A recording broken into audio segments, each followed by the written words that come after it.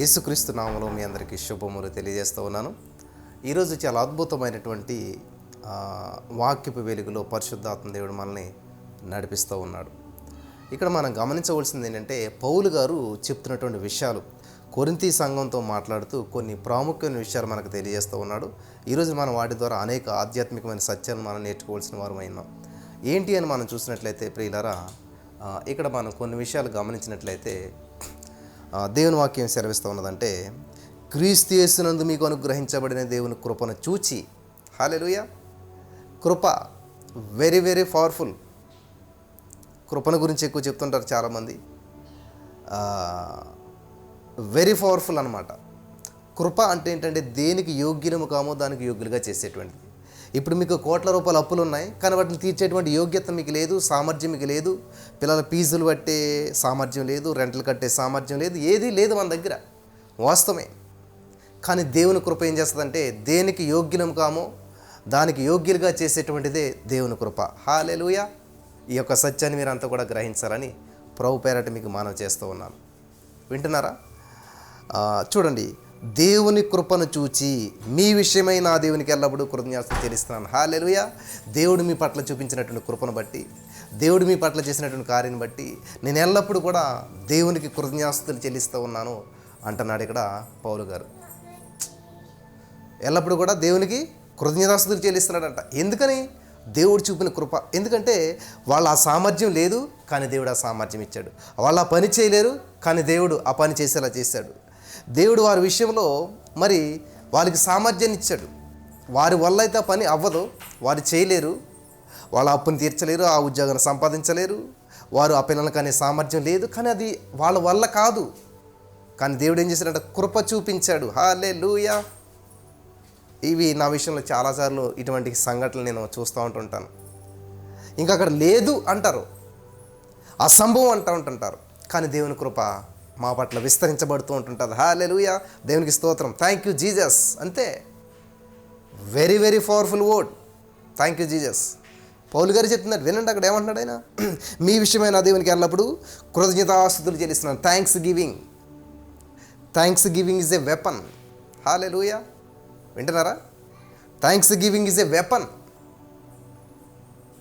దేవుని నామానికి మహిమ కలుగును గాక. ఈరోజు నీ మాటలు వింటున్న ప్రియమైనటువంటి సహోదరి స్నేహితులారా, పరిశుద్ధాత్మ దేవుని కార్యాలు చాలా అద్భుతంగా ఉంటాయి, చాలా జాగ్రత్తగా వినాలి. Thanks giving is a weapon. కాబట్టి థ్యాంక్ యూ చెప్తా ఉండండి. ఏ సమస్య అయినా, ఎటువంటి పరిష్కారానికి కావాల్సినా సరే అంతే. ఇంకా రెండో దాని విషయం అవసరం లేదు మనకి. నీ సమస్యను కూడా చెప్పవలసిన అవసరం లేదు. దేవుని స్తుతిస్తూ థ్యాంక్ యూ చెప్తూ ఉన్నప్పుడు అద్భుతమైన కార్యాలు మన జీవితంలో మనం చూడగలుగుతాం.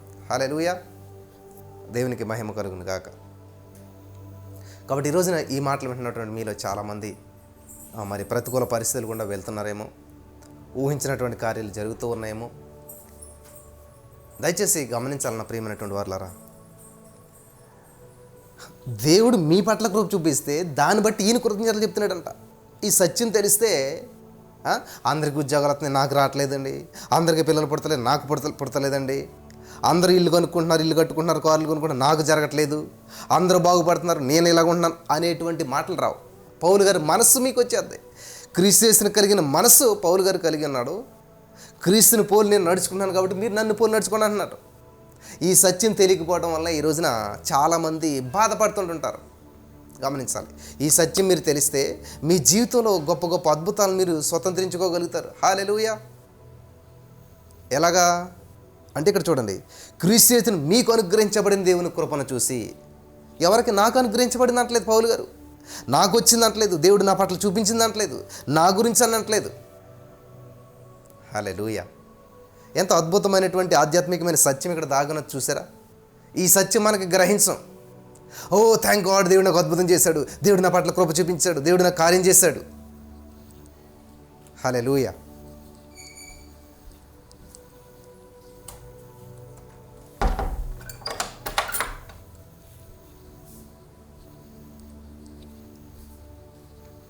చూసారా? ఏమంటాం? దేవుడు మనకు చేస్తేనే అప్పుడు ఓ థ్యాంక్ గాడ్, దేవుడు చేపించిన కృపను బట్టి, దేవుడు చేసిన కార్యాన్ని బట్టి. హల్లెలూయా. కానీ ఇక్కడ పౌలు గారు నాకు చూపించాడు కృప, నాకు చేశాడు కార్యం, నాకు జరిగింది అద్భుతం అని అనట్లేదు ఆయన. ఈ సత్యాన్ని మీరు అంతా కూడా గ్రహించాలని ప్రభు పేరట నేను మనం చేస్తూ ఉన్నాను. హల్లెలూయా. ఇది చాలా అద్భుతమైనటువంటి విషయం అన్నమాట. మన విషయంలో, మన జీవితంలో అద్భుతం జరిగితే అది వేరు. కానీ ఇక్కడ పౌలు గారు చెప్తున్న మాటను మీరు అర్థించాలి. చదువుతాను వినండి. క్రీస్తు యేసునందు మీకు అనుగ్రహించబడిన దేవుని కృపను చూచి, దేవుడు మీకు ఇచ్చిన గర్భఫలాన్ని చూసి, దేవుడు మీకు ఇచ్చిన కారుని చూసి, దేవుడు మీకు ఇచ్చినటువంటి ఆత్మాభిషేకాన్ని చూసి, దేవుడు మేము వాడుకుంటున్న విధానాన్ని బట్టి, మీరు చెప్తున్న దేవుడి ద్వారా మీరు పలుకుతున్న వాక్యాన్ని బట్టి, హల్లెలూయా, దేవుడు మిమ్మల్ని హెచ్చిస్తున్నటువంటి హెచ్చింపుని బట్టి ఎప్పుడైనా మాట్లాడతామా? అస్సలు ఇట్లాంటివి ఉండవు మనకి.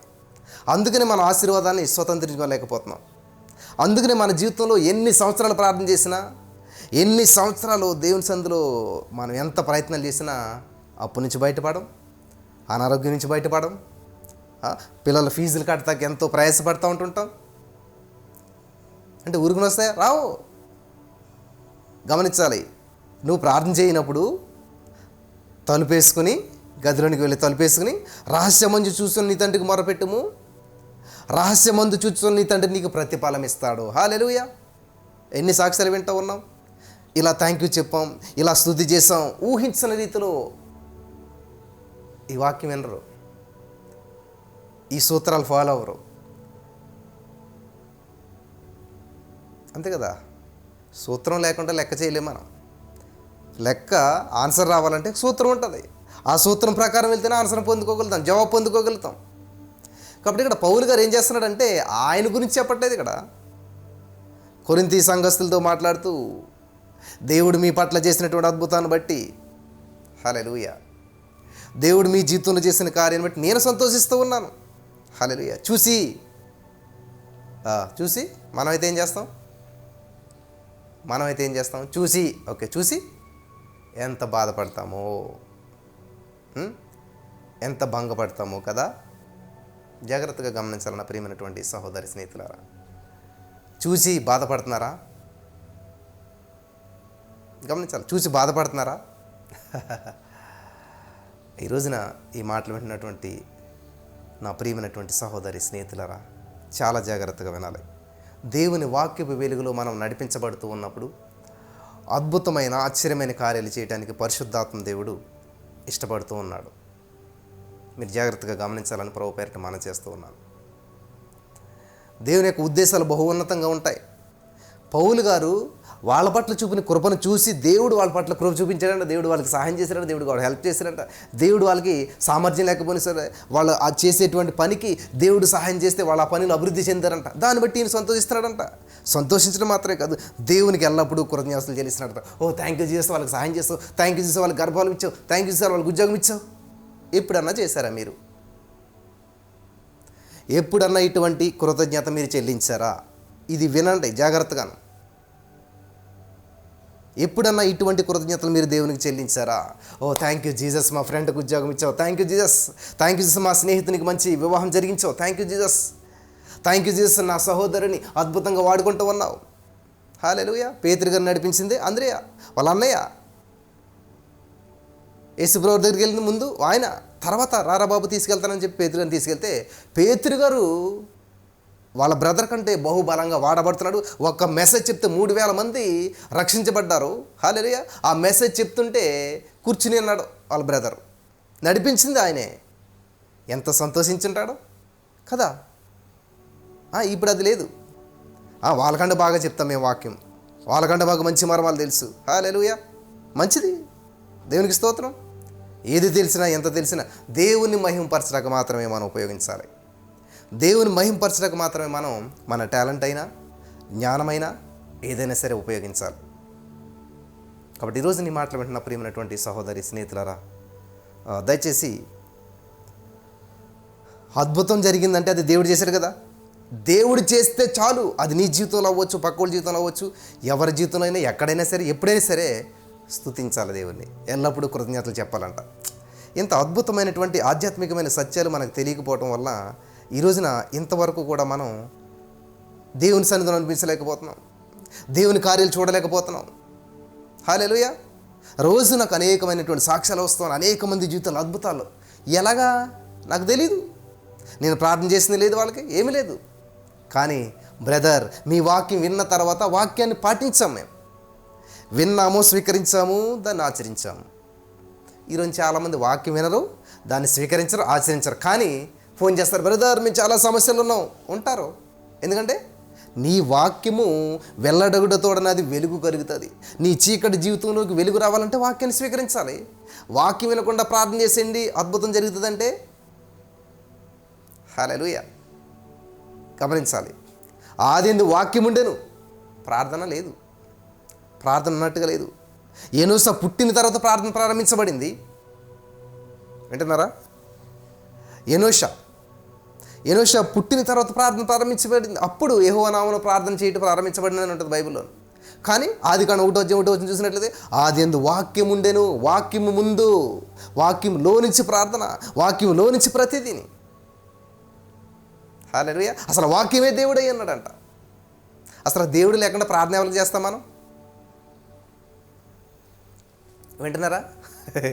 ప్రతి ఒక్కరు ప్రార్థన అడుగుతారు. తప్పు కాదు, మంచిదే, చెయ్యాలి ప్రార్థన ఖచ్చితంగా. ఎవరికి చేస్తాం మనం ప్రార్థన? దేవుడికి. మరి అసలు దేవుడే లేకపోతే?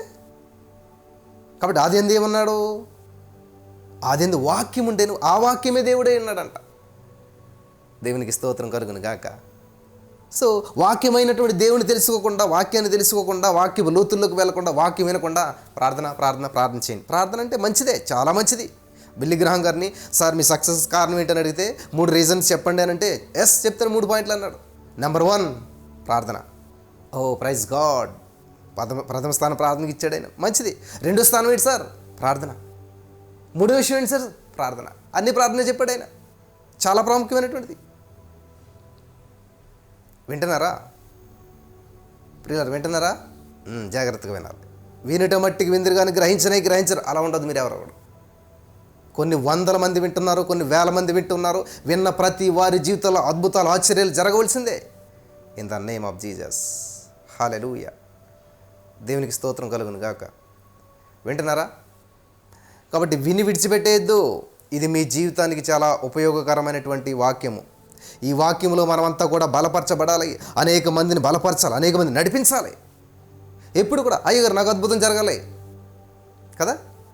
ఈ మధ్య నేను విన్నటువంటి సాక్ష్యాలు, ఒక సహోదరి ఉంటారు శంషాబాద్ నుంచి, డాక్టర్ గారు. అసలు ఆమె వైద్యం చేసుకోవాలి, కానీ ఆమె దగ్గర వచ్చిన వాళ్ళందరికీ సువార్త ప్రకటిస్తూ, అనేక మందిని ఎంకరేజ్ చేస్తూ, వాళ్ళ జీవితంలో అద్భుతాలు జరిగితే ఈమె సంతోషించేస్తుంటుంది. హల్లెలూయా, బ్రదర్ వాళ్ళ జీవితంలో అద్భుతం చేశాడు అని వెంటనే నాకు చెప్తుంటారు. పైగా వాళ్ళ చేత మళ్ళీ సాక్ష్యాలు చెప్పింటుంటారు. విచిత్రమైన విషయం ఏంటంటే, వాళ్ళ జీవితంలో ఏదైనా అద్భుతం జరిగి ఏదన్నా కానుకిస్తే అది ఆమె తీసుకోదు. ఆ కానుకని ఈ పరిచర్యలకు పంపించి, బ్రదర్ ఈ పరిచర్య బాగా చేయండి, ఇంకా ఎంకరేజ్ చేయాలనుకుంటున్నామని చెప్పేసి అంటారు. హల్లెలూయా. చూసారా, దేవుని యొక్క మైండ్ సెట్ అనేటువంటిది ఎలా ఉంటుంది చూసారా? దేవుని మనసు కలిగినటువంటి ఆలోచన విధానం ఎలా ఉంటుంది చూసారా? పక్క వాళ్ళ జీవితంలో అద్భుతం జరిగితే సంతోషించినటువంటి వారే నిజమైనటువంటి దేవుని కలిగినటువంటి వారు. హల్లెలూయా. అంతేగాని పక్క వాళ్ళకి జరిగింది నాకు జరగట్లేదు అని బాధపడేటువంటి వారు మాత్రం దేవుని ఆత్మ కలిగినటువంటి వాళ్ళు కాదు. సెల్ఫిష్, నాకే కలగాలి, ఎవడు ఎలా పోతే నాకెందుకు, నేను బాగుండాలి, ఎవరు ఎలా నాశనం అయితే నాకెందుకు, నేను బాగుండాలి, నేనే బాగుండాలి. ఇది స్వార్థం. అందరూ బాగుండాలి. యేసుక్రీస్తు అందరికీ ప్రభు, యెహోవా అందరికీ ఉపకారి. అందరంటే అందరూ నువ్వు ఉంటావు. హల్లెలూయా. ఈ సత్యాన్ని మీరు గ్రహించాలని ప్రభు పేరిట నేను మనవి చేస్తూ ఉన్నాను.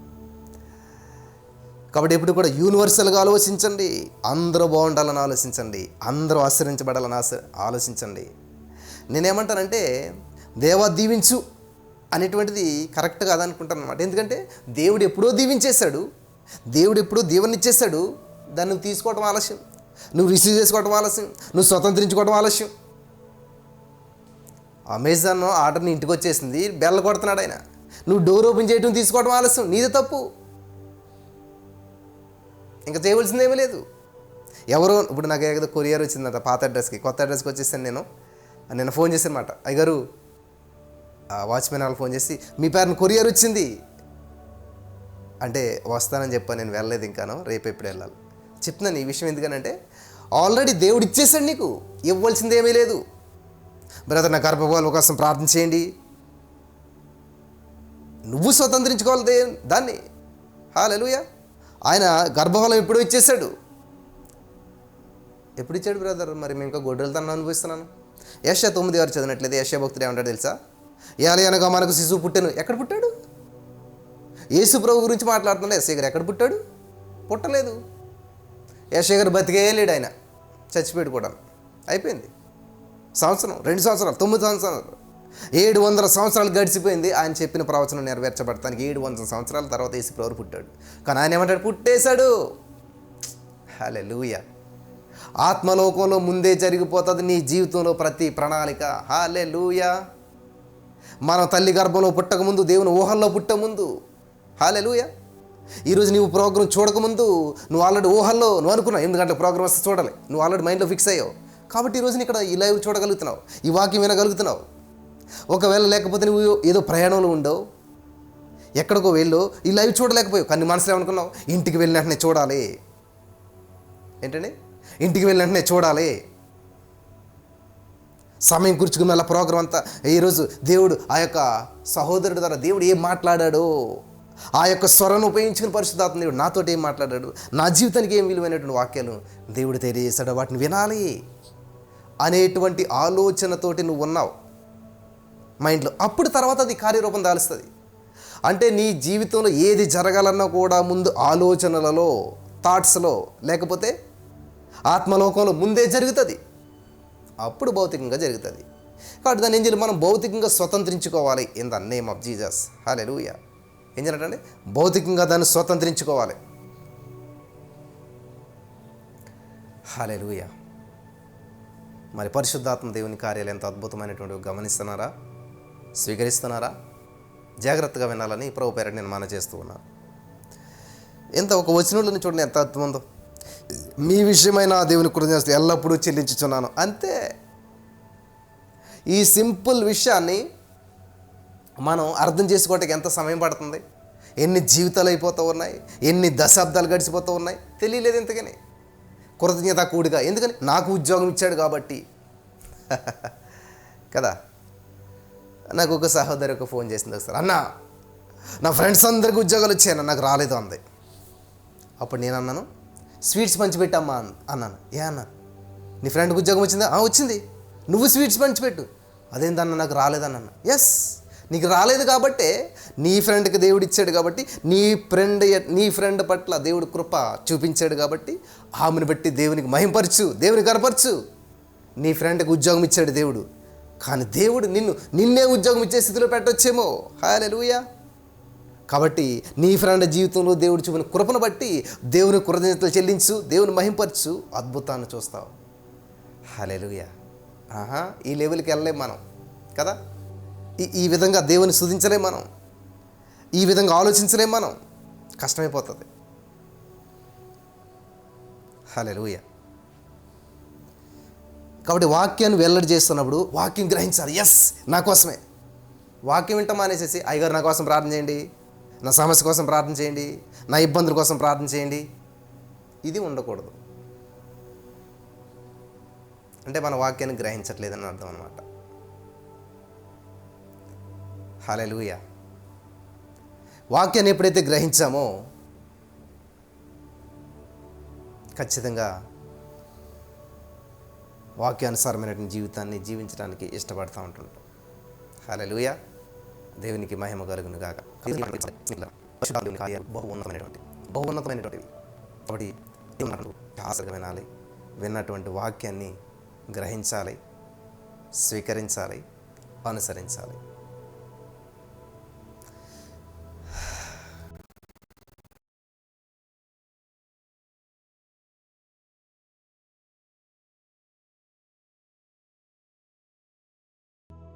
అసలు పౌలు గారు అంత మన జీవితాల్ని ఆయన మరి అద్భుతంగా మార్చడానికి ఆయన జీవితాన్ని ఎంత అద్భుతంగా జీవించాడు చూశారు కదా. ఒక మాదిరిని చేస్తున్నాడు ఆయన చెప్పేశాడు అన్నమాట. నేను క్రీస్తుని పోలి నడుచుకున్న చున్న ప్రకారం మీరు నన్ను పోలి నడుచుకోండి అయ్యా. ఇదిగో చూడండి, ఎదుటివారి జీవితంలో అద్భుతం జరిగింది, నేను సంతోషిస్తూ ఉన్నానే. ఎదుటివాడి జీవితంలో కార్యం జరిగితే నేను సంతోషిస్తూ ఉన్నానే. మీరు ఎప్పుడైనా సంతోషించారు అలాగా? ఎప్పుడు నా జాబ్ రావాలి, నాకు పెళ్ళి కావాలి, నాది కావాలి, నాది జరగాలి, నా కోసం ప్రార్థన ఇదేనా?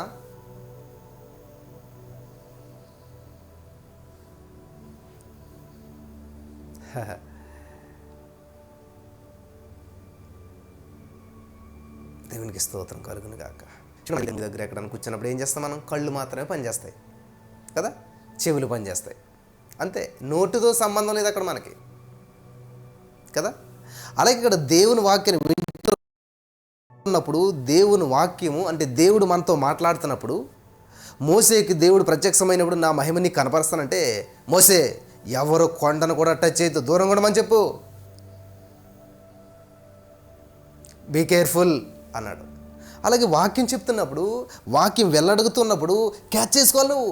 ఆ వాక్యంలోనే నీ సమస్యకు పరిష్కారం ఉంటుంది, ఆ వాక్యంలోనే నీ నిరుద్యోగ సమస్యకు విడుదల ఉంటుంది, ఆ వాక్యంలోనే నీ ప్రతి బంధకాలకు సొల్యూషన్ ఉంటుంది. హల్లెలూయా. వింటున్నారా ప్రియులారా? వింటున్నారా? అందులోనే సొల్యూషన్ ఉంటుంది.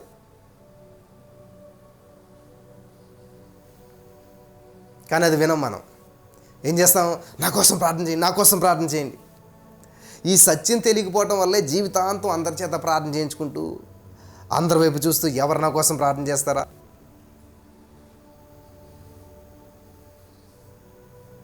చూసారా? ఎవరు నా కోసం ప్రార్థన చేస్తారా, ఎవరు ప్రార్థన చేస్తారా, ఎవరు ప్రార్థన చేస్తారా?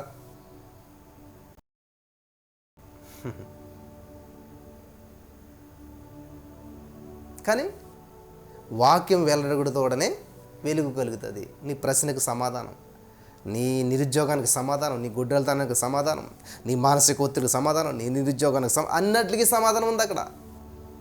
కానీ దాన్ని పట్టించుకోవట్లేదు మనం. మనం ఎలా ఊహించుకుంటున్నామంటే, ఎవరో ఒకరు నా కోసం ప్రార్థన చేస్తే అద్భుతం జరుగుతుంది.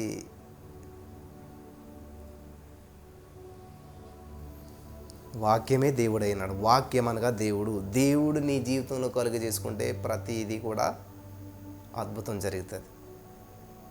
హల్లెలూయా. సరే, ఇదే వాక్యాన్ని పదే పదే పదే పదే పదే వినండి. మీ సమస్యకు అద్భుతమైనటువంటి సొల్యూషన్ ఉంటుంది. జాగ్రత్తగా వినండి. హల్లెలూయా. అందుకని చాలా కొద్ది వాక్యం నేను చెప్తున్నాను. ఈ ఒక్క వచనం మీరు అర్థం చేసుకుంటే సరిపోతుంది. 1 కొరింథీ పత్రిక 1:4 మీరు చదివినట్లయితే, ధ్యానించినట్లయితే, నేను సంతోషిస్తున్నాను, నా దేవునికి ఎల్లప్పుడూ కృతజ్ఞతాస్తుతులు చెల్లిస్తూ ఉన్నాను అంటున్నారు. మీరు కూడా ఇటువంటి రీతిలో ఈ విధంగా దేవునికి ఎల్లప్పుడూ కృతజ్ఞతాస్తుతులు చెల్లించి, దేవుని మహింపరిచి, దేవుని గణపరిచి, హల్లెలూయా, దేవుని నా మహిమార్థంగా ఉండటానికి పరిశుద్ధాత్మ దేవుడు మీకు సహాయం చేసి నడిపించి బలపరచును గాక. ఆమేన్.